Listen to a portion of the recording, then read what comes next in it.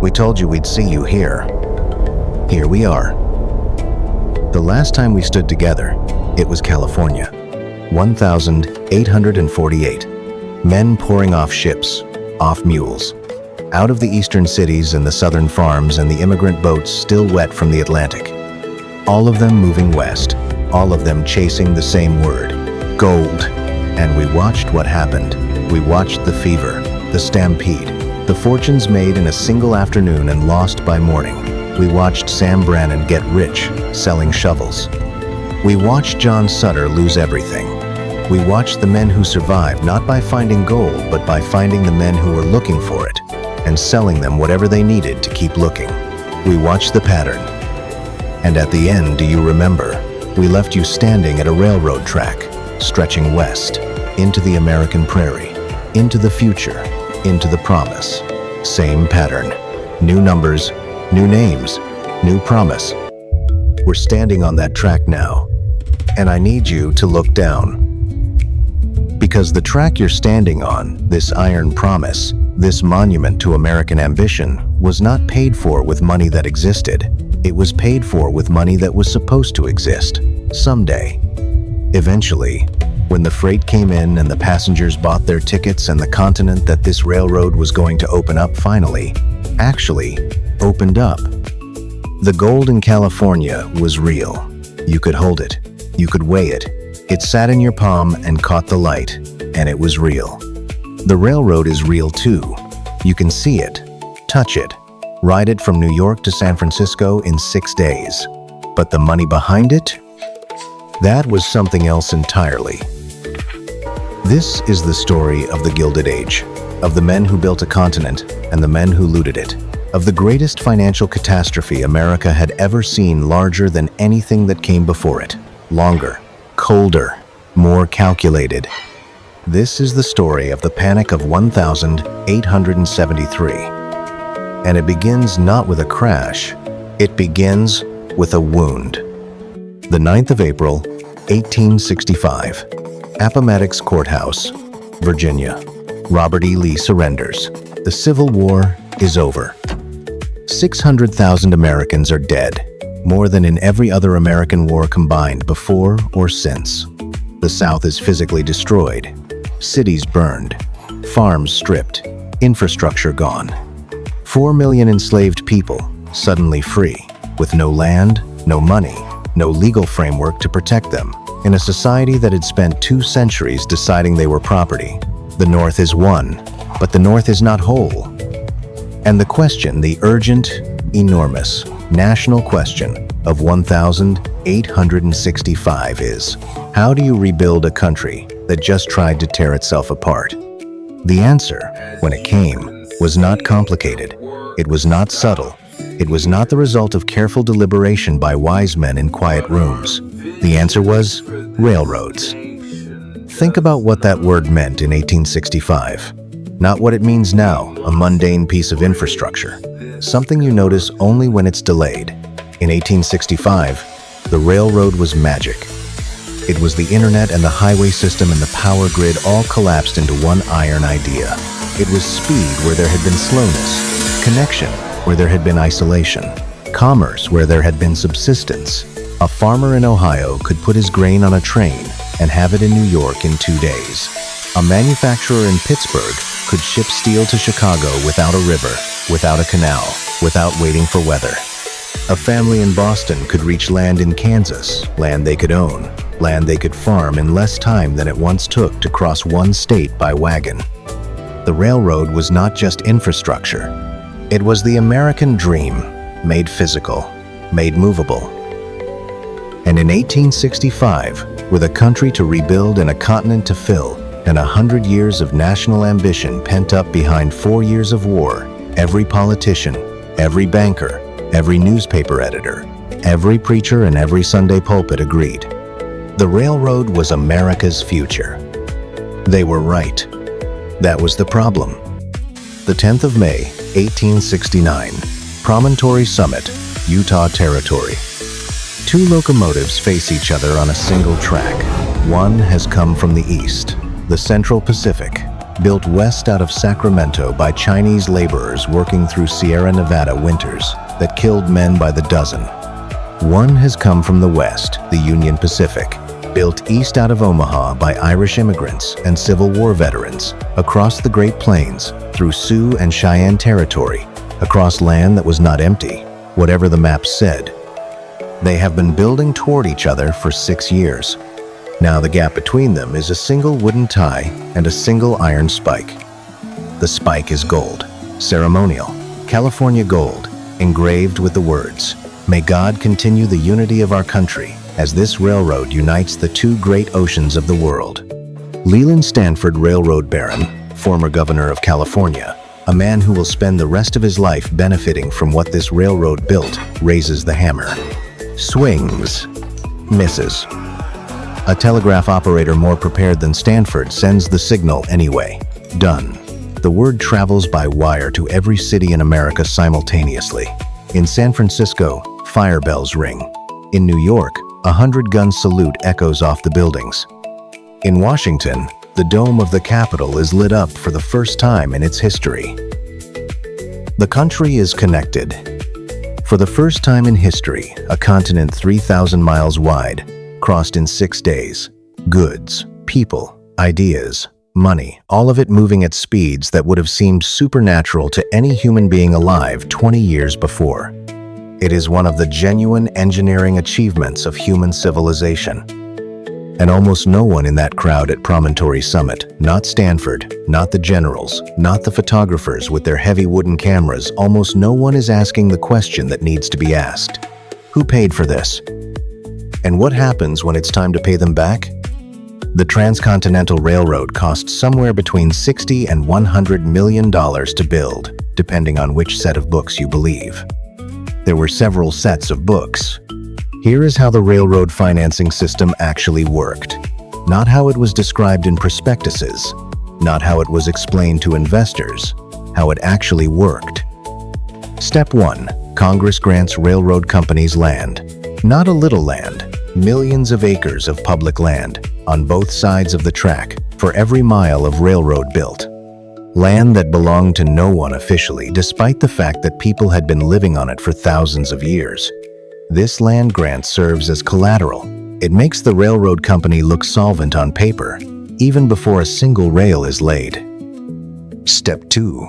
The railroad company issues bonds. A bond is a promise. Lend me money today, I will pay you back with interest over time. The interest on railroad bonds is attractive. Attractive enough that ordinary Americans, the same farmers and shopkeepers who trusted Jay Cook's war bonds, buy them.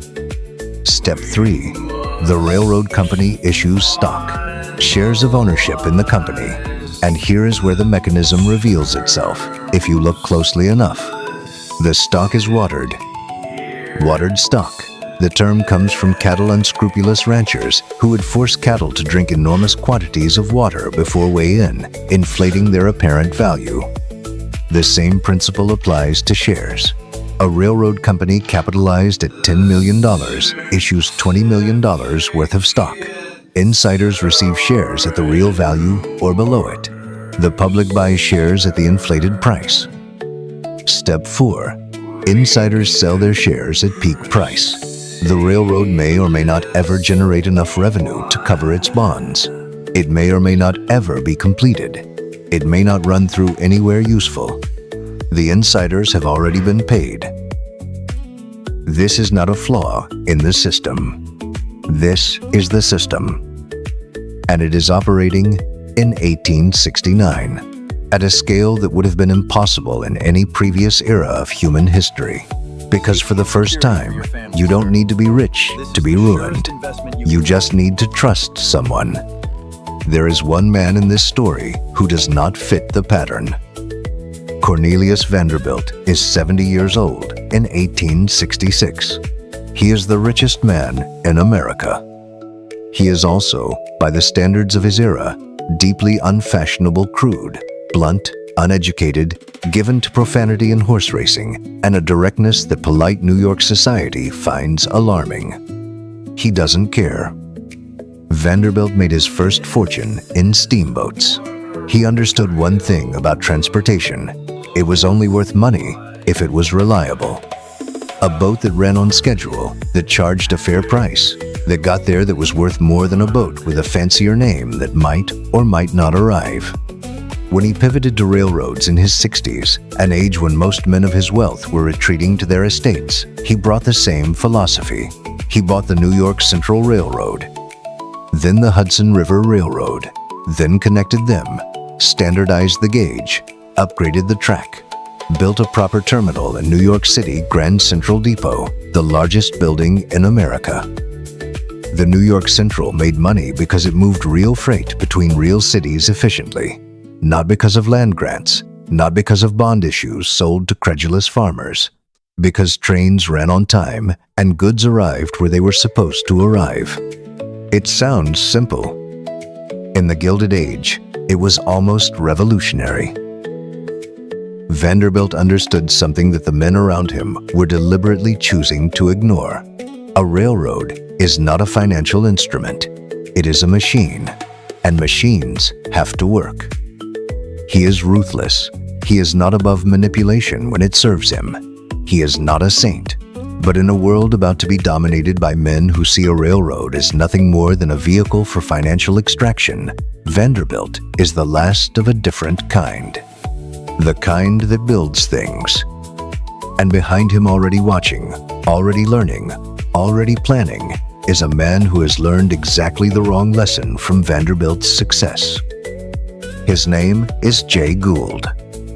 He is 32 years old, 120 pounds, dark eyes set deep under a heavy brow, a black beard trimmed close that contemporary writers describe again and again, almost compulsively, as somehow sinister, as if his face is confessing something his words never will. He grew up poor in upstate New York. His mother died when he was 4. He taught himself bookkeeping, worked as a surveyor, ran a tannery, lost a business partner to suicide under disputed circumstances. Every step of his early life is a transaction, something taken, something given. The ledger never quite balanced in the way the other party expected. In 1867, Gould maneuvered himself onto the board of the Erie Railroad. What followed was one of the most audacious acts of corporate looting in American history. The Erie Railroad was already broken, mismanaged, underfunded, running on deteriorating track through the southern tier of New York. Gould and his partner, James Fisk, did not fix it. They weaponized it. They issued fraudulent stock, tens of millions of dollars worth of new Erie shares, printed without shareholder approval, flooding the market to defeat a takeover attempt by Vanderbilt. When a judge issued an injunction, they bribed a different judge to lift it. When the New York legislature tried to act, they went to Albany with suitcases, literal suitcases of cash, and bought enough votes to pass a law making their actions retroactively legal. They fled to New Jersey to avoid arrest. They won. This is the man who will profit most from everything that follows. Not because he is lucky, not because he is smarter than everyone else, though he is, in certain cold, specific ways, extremely smart. Because he has understood something about the Gilded Age that takes most people years to see. There are no rules. Or more precisely, the rules exist. There are courts and laws and regulatory bodies and elected officials. They can all be bought, every single one. And the man who understands this first, the man willing to act on it without hesitation, without sentiment, without a single night of lost sleep, that man wins. Jay Gould never lost a night of sleep in his life. Before we get to the railroads before the Great Collapse, there is a warning shot. September 1869. 4 months after the Golden Spike at Promontory Summit, America is still celebrating its connected continent. The mood is intoxicated. Anything seems possible. Jay Gould is not celebrating. He is planning. The plan is this: corner the entire United States gold market. Buy enough gold or enough gold futures to control the supply. Drive the price up. Force everyone who has sold gold short bet that the price would fall to buy it back at Gould's price. Pocket the difference. The obstacle? The federal government. The Treasury holds gold reserves. If the price spikes too high, the government will release gold into the market and the price will collapse, taking Gould's scheme with it. The solution, and this is the part that tells you everything you need to know about Jay Gould, is to compromise the presidency of the United States. Gould identifies Abel Corbin, a minor Washington figure, a speculator, and crucially, the brother-in-law of President Ulysses S. Grant. Gould brings Corbin in on the scheme, gives him a stake, asks him to use his access to Grant to keep the Treasury from acting. Corbin obliges. Grant, who trusts his family, who is constitutionally incapable of imagining this level of manipulation in the people around him, unwittingly signals that the Treasury will stay out of the market. On the 23rd of September 1869, a Thursday, Gould and Fisk begin buying. Gold spikes.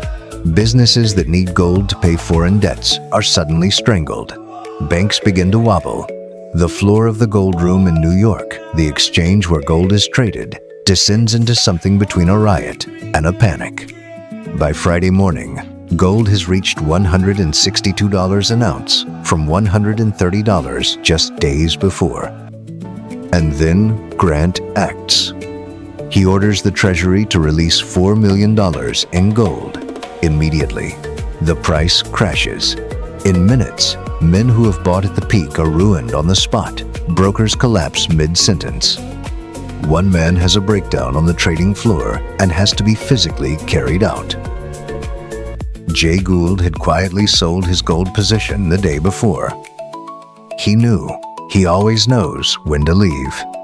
The day becomes known as Black Friday. It is not the last Black Friday in American financial history. It will not even be the worst. But it establishes something important, something that will echo through everything that follows. The most powerful financial system in the world can be moved by one man with no scruples, some cash, and access to the right brother-in-law. The warning has been issued. No one heeds it. Not every man in this story is Jay Gould. Jay Cook is 60 years old, broad-shouldered, white-haired, a face that American newspapers of the era describe consistently as trustworthy, round, open, clear-eyed, the face of a man who would not lie to you about your money. They are not wrong. Jay Cook does not lie to you about your money. During the Civil War, when the Union government needed to finance the war and didn't know how, Jay Cook invented modern bond marketing in America. He opened offices in cities across the North. He trained salesmen. He placed advertisements in newspapers: buy a bond, support the troops, invest in your country. He sold government bonds to ordinary Americans, the farmer in Iowa, the seamstress in Boston, the shopkeeper in Cincinnati, people who had never bought a financial instrument in their lives. He raised nearly $3 billion for the Union war effort. $3 billion in 1860s money from people who barely had savings. After the war, Cook is the most trusted name in American finance. Not because of his connections to power, though he has those, because of his connections to ordinary people. They believe in him. Their fathers believed in him. Their neighbors believe in him. And in 1869, Jay Cook takes on the project of a lifetime: the Northern Pacific Railroad. A railroad that will run from Lake Superior from the iron ore docks of Duluth, Minnesota, across the entire northern tier of the continent, across the Dakota Territory, across Montana, through the Rockies, through the Cascades, all the way to Puget Sound on the Pacific coast. 2,000 miles, through territory that is not, in any meaningful sense, settled. Through land that belongs, in treaty and in fact, to multiple native nations: the Sioux, the Crow, the Blackfoot, who have not been consulted, who will not be compensated, who will soon be forced off at gunpoint to make way for the track. Through wilderness, through mountains, through winters that kill. Jay Cook believes in it completely. He goes back to his network, the same ordinary Americans who trusted him during the war, and he sells them bonds, Northern Pacific bonds. Promises that their money will come back, with interest, when the railroad is built and the freight starts moving and the Northwest opens up. They trust him. Of course, they trust him. He has never lied to them about their money. He is not lying now. He is just wrong. Year 1872, an election year. A newspaper called the New York Sun publishes a story. The story concerns a company called Credit Mobilier of America, the construction company that built the Union Pacific Transcontinental Railroad. The story is this. Credit Mobilier was set up by the same men who ran the Union Pacific. They hired themselves to build the railroad, then charged the railroad 2 to 3 times the actual construction cost. The difference went into their own pockets. The amount involved, somewhere between $20 and $40 million in 1860s money, extracted from a company funded largely by the federal government, by taxpayer money. That is the fraud. Now here is the cover-up. Congressman Oakes Ames of Massachusetts, a major shareholder in Credit Mobilier, distributed shares of the company to fellow members of Congress, quietly, strategically, to the people who sat on the committees that oversaw the railroads, to the people who could ask uncomfortable questions and who, once they held Credit Mobilier shares, had a personal financial reason not to. Among those who received shares, the Vice President of the United States, Schuyler Colfax, future President, James Garfield, the incoming Vice President, Henry Wilson. Ulysses S. Grant's administration is not implicated directly, but it is his party, his era, his watch. The scandal erupts just before the 1872 election. Investigations are launched. Committees convene. Oakes, Ames, and one colleague are formally censured by the House, the mildest possible punishment, a public scolding with no legal consequence. Nobody goes to jail. Grant wins re-election in a landslide. The market absorbs the news and keeps moving. The speculators read this result carefully. They have sent the system a test signal. Here is what we are doing. Here is how much we are stealing. Here is the evidence. And the system has responded with 2 men, censured, no jail, continue. And so they continue. Faster, bigger, more confident than before. Because now they know. There is a portrait of Ulysses Grant that every American school child learns. The general, the hero, the man who broke the Confederacy, who accepted Lee's surrender with such quiet dignity that he ordered his troops not to cheer because the men across from them were Americans too, and Americans had suffered enough. That man is real. The president is something different. Grant arrives at the White House in 1869 with almost no political experience and an absolute unshakable faith in loyalty. In the Army, loyalty was simple. You trusted the men who had bled beside you. You promoted the men who had proven themselves under fire. Character was demonstrated on the battlefield in the open, under conditions that made pretense impossible. Washington is not a battlefield. Washington is a room full of men who have spent their entire careers learning to appear to be one thing while being another. And Grant, this man of transparent, almost painful honesty, cannot see them clearly. He cannot imagine them clearly. Because the version of human nature that his life has taught him does not include men who smile at you, accept your appointments, attend your dinners, and steal from you every single day. His cabinet is a catastrophe. His treasury secretaries are mediocre. His attorney general accepts bribes. His private secretary runs a whiskey tax fraud that steals millions from the federal government. His Secretary of War sells trading post contracts on the frontier, the same frontier that Grant's railroad policy is supposedly opening up for honest settlement. Grant finds out, investigates, is betrayed again, finds out again. He is not corrupt. Let that be said clearly, because history has not always said it clearly enough. Ulysses Grant does not steal. He does not take bribes. He does not enrich himself at public expense. He simply cannot stop the men around him from doing all of those things. And this specific failure of imagination in a fundamentally decent man is the political climate in which the panic of 1873 will unfold. When the moment comes, when the decision has to be made, fast, under pressure, with the country watching, the man in the chair will be someone who trusts too much, waits too long, and then acts on principle at exactly the moment when principle is the most expensive thing he could possibly afford. We will get there. First, the bubble has to finish inflating.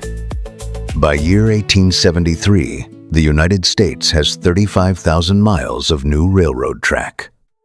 35,000 miles, laid in 3 years. More track than existed in all of Europe combined. More track than the freight market can fill. More track than the passenger market can support. More track, in many cases, than the underlying geography requires, because the decision about where to build was made not by transportation planners, but by financiers chasing land grants. And land grants followed political influence, not traffic patterns. Some of these railroads run between real cities carrying real goods. They are fine. Some of these railroads run between nowhere and nowhere, two endpoints chosen because they maximize the acreage of the federal land grant, not because anyone actually needed to travel between them. Their stations are empty. Their freight cars sit idle. Their revenue, on paper, is a projection. In practice, it is a wish. Every single one of these railroads has issued bonds. Every single one of those bonds has an interest payment due every 6 months. Interest doesn't wait. Interest doesn't care that the freight didn't come in, that the settlers didn't arrive, that the wheat harvest was bad, that the land grant acreage turned out to be scrubland worth a fraction of what the prospectus promised. Interest arrives on schedule. And here is the arithmetic that no one wants to say out loud in year 1873. The arithmetic that the promoters know and the investors don't. That the insiders know and the farmers who bought bonds don't. That Jay Gould certainly knows, and the clerk in Cincinnati who put his savings into Northern Pacific paper absolutely does not. The revenue doesn't cover the debt. It never did. The only way to keep paying interest on old bonds is to sell new bonds, to bring in new money to pay old obligations. To keep the story moving, keep the prospectuses optimistic, keep the salesman knocking on doors, because the moment the new money stops flowing, the interest payments stop, the bonds default, and the whole architecture of promises collapses in on itself. You have heard this story before. Holland, year 1637. South Sea, year 1720. Britain, year 1845. California, year 1852. The asset changes, the mechanism does not. And in 1873, the mechanism is running. It is screaming at a scale those earlier catastrophes could not have imagined. The 12th of February, 1873. Congress passes the Coinage Act of 1873. President Grant signs it into law. Almost no one notices. The act is long, technical, dense with the specific, soporific language of monetary policy, the kind of legislation that gets passed because the people who understand it fully are the people who wrote it, and the people who vote on it are trusting that those people have done their homework. They have done their homework. The Coinage Act of 1873 demonetizes silver, removes it from the official currency. From this point forward, the United States will operate on a single standard, gold. In normal times, this might be a minor adjustment, a technical tweak to monetary policy. In the specific economic environment of 1873, with tens of thousands of miles of railroads financed on borrowed money, with interest payments due twice a year, With a credit market already stretched to the edge of its tolerance, it is something else entirely. It contracts the money supply. When there is less money in circulation, credit tightens. Borrowing becomes more expensive. Businesses that were surviving on thin margins, railroad companies living from bond issue to bond issue, from interest payment to interest payment, suddenly find that thin margin has disappeared entirely. The margin for error in the American railroad market in the spring of 1873 was already razor thin. The Coinage Act of 1873 removes the razor. Later, much later, after the collapse, after the Depression, after 6 years of devastation, ordinary Americans will name this legislation. They will call it the Crime of 73. Because by then, they will understand what the men who wrote it understood in February, that removing silver from the currency was not a technical adjustment. It was a choice about who bore the cost of monetary contraction. The answer, as it so often is, was the people who could least afford it. The money financing American railroads does not all come from America. Much of it, a significant, structural, load-bearing portion of it, comes from Europe, from British investors hungry for yield in a low-interest rate London market, from German investors flush with the reparations that followed Prussia's victory over France in 1871, from Dutch banking houses, from French insurance firms, from the dense, interconnected web of European capital that has been pouring into American railroad bonds for a decade. American railroad promoters have come to rely on this money, not as a supplement, as a foundation. In May 1873, something happens in Vienna. The Vienna Stock Exchange collapses. Austria-Hungary has been on its own speculative binge railways, industry, real estate, and the bubble bursts in a single violent week in May. The Gründerkrach, the founders' crash. Fortunes built over years, dissolved in days. Banks that looked solid the previous Monday, gone by Friday. The contagion spreads. In Germany, the same overbuilding, the same overextension, the same reckoning. The Frankfurt Exchange shutters. Berlin banking houses call in loans. European capital, which has been flowing west across the Atlantic into American railroad bonds, stops. Not slows, stops. In the offices of American railroad promoters, the telegrams arrive through the summer of 1873 with a particular quality of silence. Not bad news, exactly, just absence. Orders that don't come in, bond subscriptions that don't get filled, meetings that get postponed. European investors who were interested last quarter, who are, this quarter, not returning correspondence. The load-bearing wall has been quietly removed from the building. The building has not yet noticed. But somewhere in the timber of the structure, in the joints and the joists, and the places where the weight is transferred from one surface to another somewhere, something is beginning to crack. The building hasn't noticed yet. Before it does, if you're watching this and you haven't subscribed yet, now is exactly the right moment. Hit subscribe. Because what happens next, what happens when a building this size finally notices? You don't want to miss that. 5 episodes, 5 different assets, 5 different centuries, 5 different groups of people who were absolutely certain that this time was different. If you've been here for all of them, or even some of them, hit like. It matters more than you think. And that space at the end? That's episode 6. The Panic of the Year, 1893. Same pattern. Larger numbers. We'll see you there. Now, where were we? The building hasn't noticed. The crack is still there on the 4th floor, left side of the facade, a diagonal line running through the mortar between 2 stone blocks. 3rd Street, Philadelphia, September 17th. Year 1873. One day before the door closes, Jay Cook knows the bonds aren't selling. He has known for months. The salesmen are coming back empty. The European subscriptions have dried up. The American retail investors, the farmers and shopkeepers who trusted him during the war, are nervous now in ways they weren't 2 years ago. The Credit Mobilier scandal has put the word corruption into every conversation about railroad finance.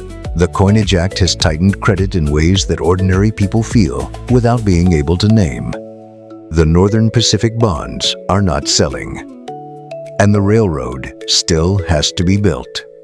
So Jay Cook does what any man in his position does when the external money stops coming in. He uses his own. Specifically, he uses his banks. Jay Cook and Company begins lending its own deposits to the Northern Pacific Railroad, deposits that belong to its customers. Money that businesses have placed with Cook's firm because it is the most trusted financial institution in America. Because if your money isn't safe at Jay Cook's, it isn't safe anywhere. That money goes into the Northern Pacific. And then more goes in. And then more. By late summer of 1873, Jay Cook and Company is not a healthy bank with a struggling railroad client. It is a struggling bank propping up a failing railroad with its customers' money. Cook goes to Washington. He meets with Grant. He brings Treasury Secretary William Richardson. He explains the situation carefully, without panic, in the measured language of a man who has spent his career managing large numbers and large egos simultaneously. He asks for government support, a federal guarantee, something to backstop the Northern Pacific bonds, to reassure investors, to keep the money flowing long enough for the railroad to reach a point where it can sustain itself. Grant listens. Richardson advises against it. Government intervention in private markets, he argues, sets a dangerous precedent. The market should correct itself. Grant declines. Cook returns to Philadelphia, to the offices of Jay Cook and Company on 3rd Street, to the building that has been, for a decade, the physical symbol of American financial trustworthiness. He sits with his partners. They look at the books. There is nothing left to do. Thursday, 8:47 inches the morning. The doors of Jay Cook and Company close. A notice is posted, brief, formal. The firm is suspending operations pending reorganization. No elaboration, no comfort. Just the flat, declarative language of an institution that has run out of options and run out of time. A clerk on the street reads the notice, reads it again, turns and walks quickly toward the telegraph office. The message reaches New York by 10 o'clock. The New York Stock Exchange opens at 10. Trading has been underway for minutes. The normal morning chaos, the usual noise of men shouting prices at each other across a crowded floor, chalkboards being updated, runners sprinting between posts. Then the message comes in. Jay Cook, suspended. What happens next is not metaphorical. It is not a shift in sentiment, not a change in market psychology, not an adjustment in investor confidence. It is physical. Men stop mid-sentence, turn from their posts, look at each other, and then as the information moves across the floor like a current through water, they begin to move. Toward the exits, toward the telegraph offices, toward their brokers, toward anyone who can tell them whether the bonds they are holding, the railroad paper, the Northern Pacific certificates, the dozens of other issues connected to Cook's network are worth anything. The answer already, in those first minutes, is less than they were an hour ago, and falling. By noon, 14 major brokerage houses have suspended operations. The clearinghouse, the institution that settles transactions between banks at the end of every trading day, is overwhelmed. There is too much paper, too many failed transactions, too many institutions trying to call in money that isn't there. Everyone is selling. Nobody is buying. By the end of the day, the floor of the New York Stock Exchange looks like the aftermath of something: paper everywhere. Men standing in groups, speaking quietly, with the particular stillness of people who have just understood something they cannot yet fully accept. The panic of 1873 has begun. Friday, Saturday, the weekend. No pause, no reset. The panic does not respect the calendar. By Saturday, 18 brokerage firms have collapsed. Banks are refusing to extend credit. Call loans, short-term borrowing used by traders to hold their positions, are being called in simultaneously by every lender all at once. Traders who need to sell to cover their loans are selling into a market where there are no buyers. Prices fall further. More loans get called. More forced selling. This is what a financial panic looks like from the inside. Not a decision, not a strategy. A mechanism automatic, self-reinforcing, immune to reason that once started cannot be stopped by any individual actor. Everyone is doing exactly what their situation demands. And everyone's rational response to their individual situation is making the collective situation catastrophically worse. Economists will eventually have a name for this. In September 1873, on the floor of the New York Stock Exchange, the men living through it just call it ruin. Monday, September 22nd. The governors of the New York Stock Exchange convene an emergency meeting. They look at what is happening on their floor, at the cascade of failures, at the collapsing prices, at the mechanism running beyond anyone's ability to control it, and they make a decision that has never been made before in the 81-year history of the exchange. They close it. The New York Stock Exchange suspends trading. 10 days, no trading, no prices, no market. The largest financial exchange in the United States has looked at what is happening and decided that the only responsible action is to stop, to take the mechanism out of gear, to give the system time to absorb what has already happened before it has to absorb anything more. It will not happen again for 128 years. The next time the New York Stock Exchange closes under emergency circumstances will be the 11th of September 2001. Let that land. Then continue. Grant comes to New York himself. This is not nothing. Presidents do not typically come to Wall Street in moments of crisis. The symbolism alone, the head of state, physically present, visibly engaged, is meant to communicate control. Stability, the sense that someone in authority understands what is happening and has a plan. Grant meets with bankers. He sits in rooms with the men who run the institutions that are failing, or the men who run the institutions that are still standing and trying to decide whether to help the ones that aren't. They present him with a proposal. Release $100 million in new greenbacks, paper currency, expand the money supply. Give the credit market the liquidity it needs to stop the cascade, to give borrowers enough breathing room to meet their obligations, to give lenders enough confidence to stop calling their loans, to break the self-reinforcing mechanism of the panic before it reaches the wider economy. It is, by the standards of modern economic policy, a recognizable idea, not radical, not reckless, a targeted expansion of liquidity in response to a liquidity crisis. The kind of intervention that central banks would, a century later, consider a basic tool of crisis management. Grant initially agrees. Then he goes back to Washington, and he reverses. The inflation bill of 1874 legislation to expand the currency by $80 million passes Congress. It is not perfect. It is not the full intervention the bankers asked for. But it is something, a signal, a buffer. Grant vetoes it. He will not inflate the currency. He believes in hard money and the gold standard.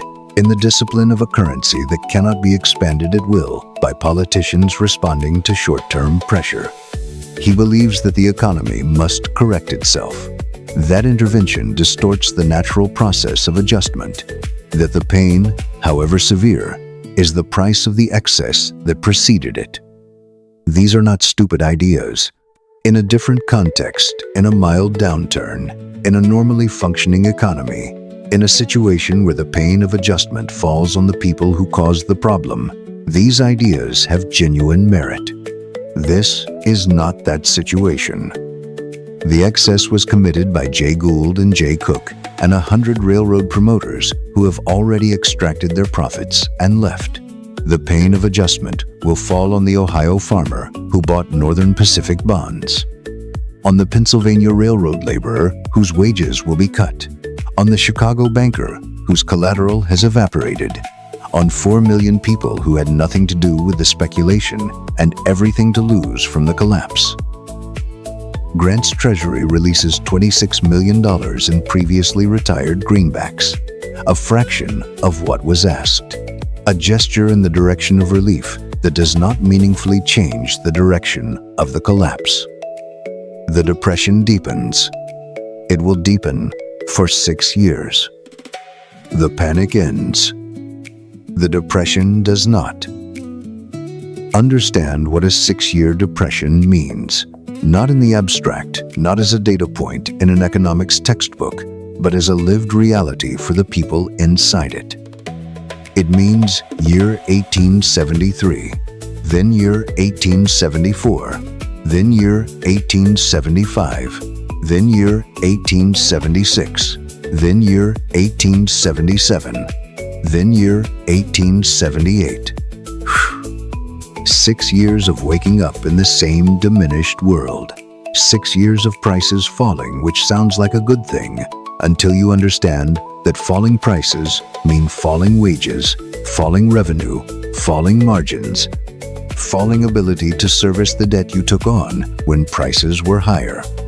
6 years of the economy contracting, quietly, relentlessly, without drama, without a single moment of obvious crisis to point at and say, there. That is when it got bad. It got bad everywhere, at the same time, in different ways. 89 of America's 364 railroad companies go bankrupt, not struggling bankrupt. Their bonds, held by ordinary investors across the country, become worthless.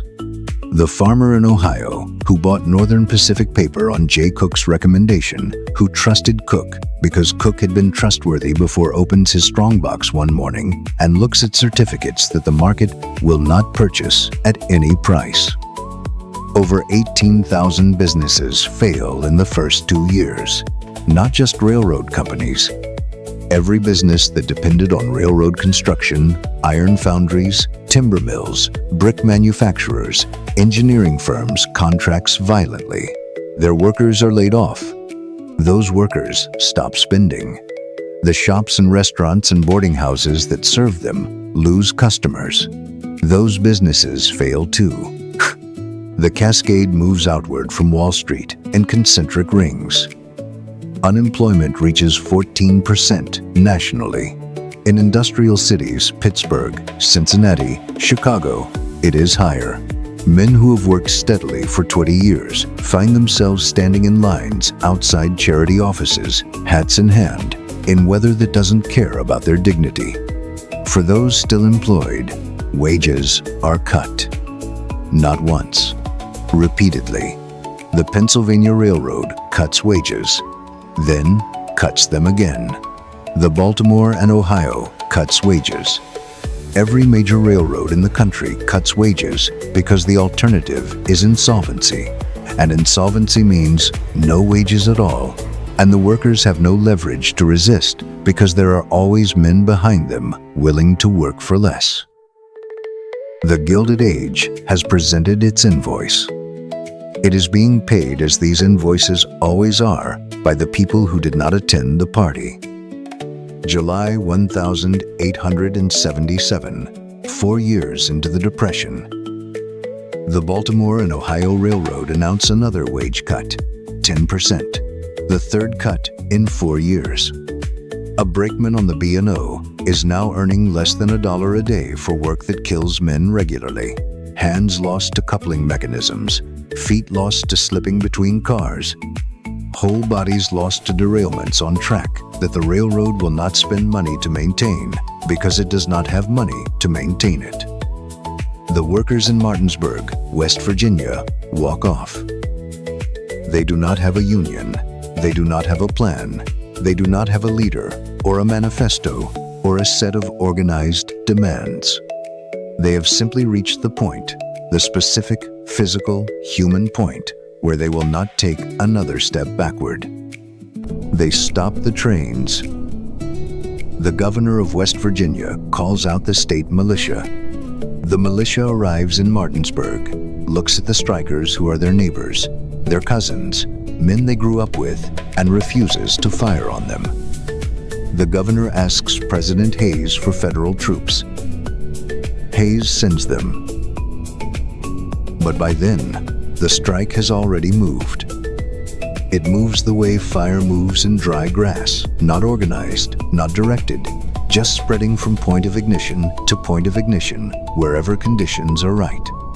And in July of 1877, conditions are right everywhere. Pennsylvania Railroad. The workers walk out. In Pittsburgh, the state militia is ordered to clear the tracks. They fire into the crowd. 20 people are killed. Pittsburgh responds. Not just the railroad workers. The city. Crowds gather. The railroad's roundhouse is surrounded. 39 buildings burn. 104 locomotives destroyed. 1,245 freight cars reduced to ash and twisted iron on tracks that the railroad will not now be using anytime soon. The strike spreads to Chicago, to St. Louis, to cities across the country where the same cuts have been made, the same patients exhausted, the same invisible line crossed by men who had nothing left to give and were being asked to give more. Federal troops move from city to city. The strike is broken. It takes weeks, but it is broken. No union survives it. No wage restoration follows. The workers go back, those who are not blacklisted, those who are not in jail at the same reduced wages, in the same dangerous conditions, on the same deteriorating track. The strike fails. But something has been named. For the first time in American history, working people have moved spontaneously, simultaneously, without central coordination against the concentrated power of capital, have stopped the trains, have forced the President of the United States to use the Army against American citizens on behalf of private railroad corporations. The establishment has won this round. But the round has been fought, and the people who fought it and the people who watched them fight and lose will not forget what they saw. The seed planted in the summer of 1877 will take 50 years to fully flower.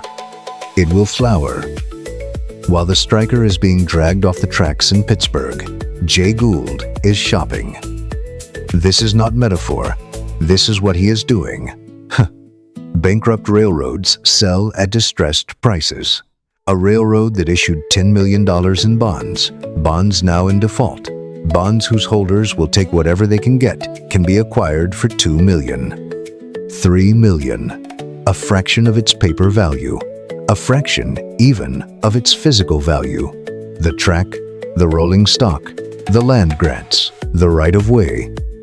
Gould buys the Union Pacific, the Missouri Pacific, the Texas and Pacific, the Wabash, the Kansas Pacific. Line by line, through the long Depression years, Gould assembles a railroad empire not by building, not by improving, not by operating these roads more efficiently than their previous owners, but by buying the wreckage of other men's failures at prices only available because those men have been destroyed. By year 1882, Jay Gould controls 15% of all railroad mileage in the United States. 15%. built on nothing, on paper, on the specific, cold intelligence of a man who understood earlier than anyone, more clearly than anyone, that the panic of 1873 was not a disaster to be survived. It was an opportunity to be harvested. He is not alone in this.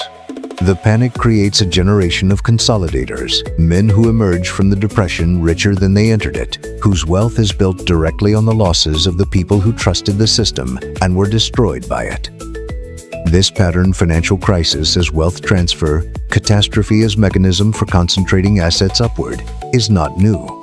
It was visible in Amsterdam after the tulip collapse, in London after the South Sea, in California after the gold rush. But here, in the ruins of the Gilded Age, it operates at a scale and with a thoroughness that is something new in the world. The panic of the year 1873 does not distribute pain evenly. It never does. Cornelius Vanderbilt dies on the 4th of January, 1877. He is 82 years old. He has been the richest man in America for most of the last decade.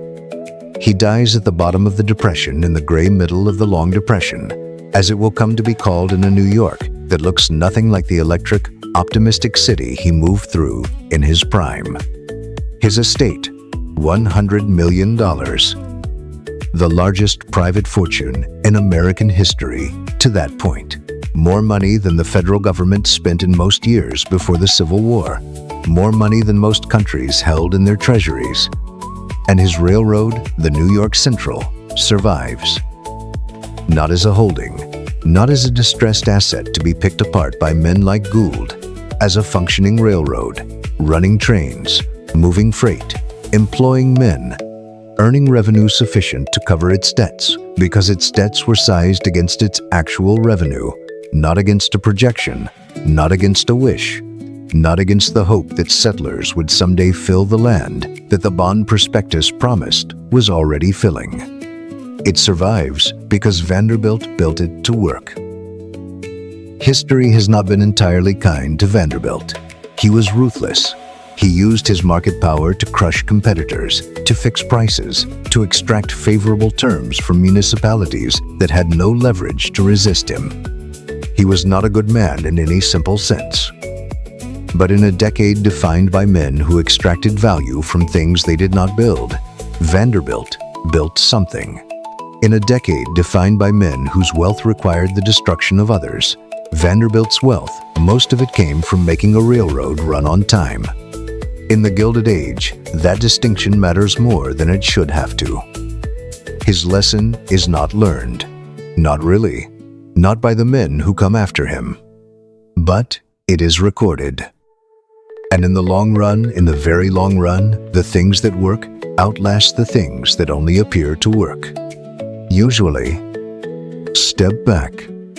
We have been in this world for a long time now, in the smoke and the mahogany and the telegram offices and the trading floors and the collapsed banks and the burning roundhouses. Let us step back from all of it. Let us look at the shape. Year 1637, Amsterdam. Tulip bulbs. A scarce and beautiful object becomes the vehicle for speculation. Prices rise beyond any rational relationship to the underlying value. Ordinary people pour their savings in because everyone around them is making money, because the social proof is overwhelming, because the people selling are persuasive, and the people warning are few. Insiders exit before the top. The price collapses. Ordinary people are ruined. Insiders survive. Year 1720, London. South Sea Company shares. A corporation with no meaningful business becomes the vehicle for speculation. Government endorsement provides credibility. Prices rise. Ordinary people pour in. Insiders exit. Collapse. Ruin. 1840s. Britain. Railway shares. Real infrastructure, genuinely useful, genuinely transformative, becomes the vehicle for speculation far beyond its actual value. Parliamentary committees, engineering surveys, prospectuses of breathtaking optimism. Ordinary people pour in. Insiders exit, collapse, ruin. Year 1848, California, gold. A real and finite resource becomes the vehicle for a human stampede. The men who profit most are not the men who find gold, but the men who sell to the men looking for it. Most prospectors leave poorer than they arrived. A few men, the right men, in the right position, at the right moment, leave very rich. Year 1873, America. Railroads, real infrastructure, genuinely transformative, built on bonds sold to people who trusted the men selling them. Insiders enrich themselves during the construction. The music stops. Ordinary people are left holding paper. Jay Gould goes shopping. The pattern has a name. Economists call it a credit cycle. The expansion phase, the peak, the contraction, the trough. A natural rhythm of capitalist economies, perhaps inevitable, perhaps manageable, never fully preventable. Historians call it speculative mania, the specific social pathology of collective belief in an asset that cannot deliver what the belief requires of it. The people who lived through it called it something simpler. They called it ruin. And what is most important, what this series has been building toward, episode by episode, bubble by bubble, across 2 centuries and 5 continents, is not the mechanism. The mechanism is interesting. The mechanism is consistent. What is most important is this. Every single time in Amsterdam, in London, in California, in New York, the people who designed the system knew what they were doing. They understood the mechanism. They built the mechanism. They profited from the mechanism. And when the mechanism failed, they were not in the room. The people in the room when it failed were the people who believed them. Remember that. We are not done with this pattern. We are nowhere near done. But here is the thing that keeps this story from being simple. The railroads worked. Not the bonds, not the stock certificates, not the prospectuses, not the promises, not the financial architecture that Jay Cooke built and Jay Gould stripped and ordinary Americans trusted and were destroyed by. The railroads, the physical iron and timber and graded earth, the actual infrastructure worked. The Northern Pacific Railroad, Jay Cooke's impossible dream, the project that destroyed the most trusted financial institution in America, the 2,000 miles of track through wilderness that no sane bond investor should have financed, was completed in 1883, 10 years after the collapse, under new management, with reorganized debt. And it opened the American Northwest, Montana, Idaho, Washington Territory, land that before the Northern Pacific was, in practical terms, inaccessible, too far, too rugged, too expensive to reach, suddenly had a rail connection to the rest of the continent. Settlers came, farms appeared, cities grew, timber moved east, wheat moved east, people moved west. The same story, repeated across every broken railroad in the country. The Union Pacific, reorganized in bankruptcy, kept running. The Erie Railroad, looted by Gould, reorganized, kept running. The Texas and Pacific, the Wabash, the Missouri Pacific. The investors were ruined. The railroads ran. This is the central paradox of the Gilded Age. And it is a paradox that does not resolve cleanly, that does not allow you to look at the panic of the year 1873 and say simply, this was a crime, these men were villains, this should not have happened. Because the thing being built was real, the continent needed connecting. The infrastructure that the speculation financed, even the fraudulent speculation, even the watered stock, even the bond schemes created physical assets that outlasted the fraud, that served real purposes, that generated real economic activity for generations. The bubble was real. The destruction was real. The thing underneath the bubble, the actual railroad, the actual track, the actual continent that it stitched together, was also real. What do you do with that? What do you do with the knowledge that the suffering was genuine and the gain was genuine and they came from the same source? We don't have a clean answer for you. This series has never promised clean answers. It has only promised to show you what actually happened. The Long Depression ended in year 1879. Not with a recovery, exactly. More with an exhaustion, the economy finding its new lower floor, prices stabilizing at their reduced level, businesses learning to operate in the constrained world that the panic had created. But something had changed, something permanent. The panic of the year 1873 does not fade quietly into economic history. It produces consequences, political, legislative, institutional, that reshape the American Republic. Year 1874. The Greenback Party is founded. Working people and farmers, devastated by monetary contraction, organize politically around a single demand: expand the money supply. Give working Americans access to currency that isn't controlled entirely by the banks and the gold standard. The party wins 14 congressional seats in year 1878, a signal, however temporary, that the people ruined by the panic intend to be heard. The Granger Movement. Farmers across the Midwest squeezed between falling crop prices and railroad freight rates that the railroads set unilaterally, at whatever level their monopoly position allows organize. They lobby state legislatures. They win. Granger laws set maximum railroad rates in Illinois, Minnesota, Wisconsin, Iowa. The railroads challenge them in court. In 1877, the Supreme Court upholds them. The idea that private corporations operating in the public interest can be regulated by the government, that the railroad is not simply private property to be used, however its owners choose that idea, tested and confirmed in the aftermath of the year 1873, becomes the foundation of everything that follows. In year 1887, the Interstate Commerce Act, the first federal regulation of railroads, a commission established to oversee rates and practices. Weak at first, the railroads find ways around it for years, but the principle is established. Federal oversight of private industry. It will be strengthened. It will be expanded. In year 1890, the Sherman Antitrust Act, the first federal attempt to break up monopolies, passed in direct response to the consolidation that figures like Gould shopping in the ruins of the Depression had achieved. Again, weak at first in practice, but the principle. That private power concentrated enough to control a market to extract from ordinary people, without competition, without accountability, without limit, that such power is a public problem, requiring a public solution.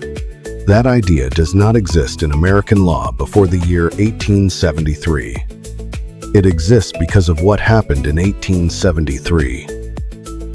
And finally, 20 years after the panic, after one more railroad collapse, after one more depression, year 1913, the Federal Reserve, a central bank, a lender of last resort, an institution explicitly designed to do what Grant refused to do, in 1873, inject liquidity into a failing system before the failure becomes catastrophic.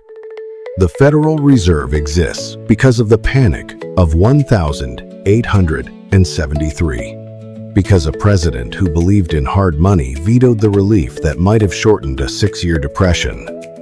Because a generation of Americans lived through that depression and decided slowly, politically, through strikes and legislation and Supreme Court cases and presidential campaigns, that it must not happen again. It happened again. But that is a story for another episode. The Long Depression ended in 1879. America exhaled, and then almost immediately began again. New railroads, new bonds, new prospectuses describing new routes through new wilderness, opening new land to new settlers who would generate new freight revenue sufficient to cover new debt obligations, new salesmen knocking on new doors in new cities.